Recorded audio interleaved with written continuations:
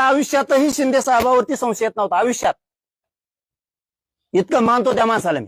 पण शिंदे साहेब मला सांगा, तुमचे हे मंत्री असं करणार का?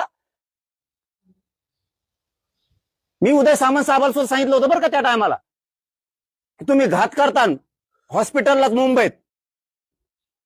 खऱ्याचं खरं करा, खोट्याचं खोटं करा. शिरसाटांना सुद्धा फोन करून सांगितलं होतं मी, तुम्ही खोटे घात करता तर माझ्या समाजाचं वाटलं होईल बरं का.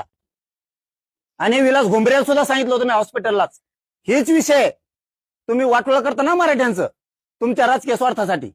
केलंच ना शिंदे साहेब तुम्ही तेच. तुमच्यावर मला कधी डाऊट येत नव्हता. शिंदे साहेबासारखं मी कोणालाच म्हणत नाही, तुम्ही मला काही करू शकत नाही. जा तिकडं, बघा मी बी काय करायचं ते.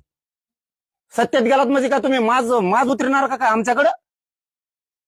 यांच्यावर कधी संशय येत नव्हता. आमच्या मराठ्याच्या आरक्षणात विरोध करणारे लोक तुमच्या ऑफिसला कसं काय येतात?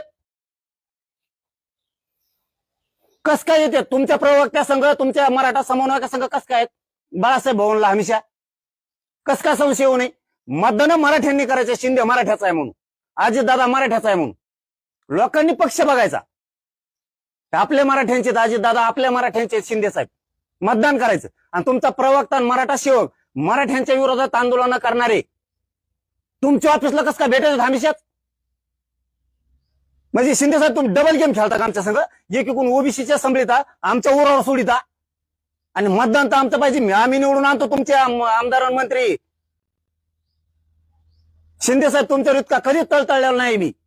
जीवाची आग होती आमची इथं, मला रात्रंदिवस रक्त जाळं लागतं माझ्या मराठ्याच्या लेकरासाठी. मराठ्याचं वाटलं तुमचा धोळा वाजायला मराठ्याला वेळच लागणार नाहीये.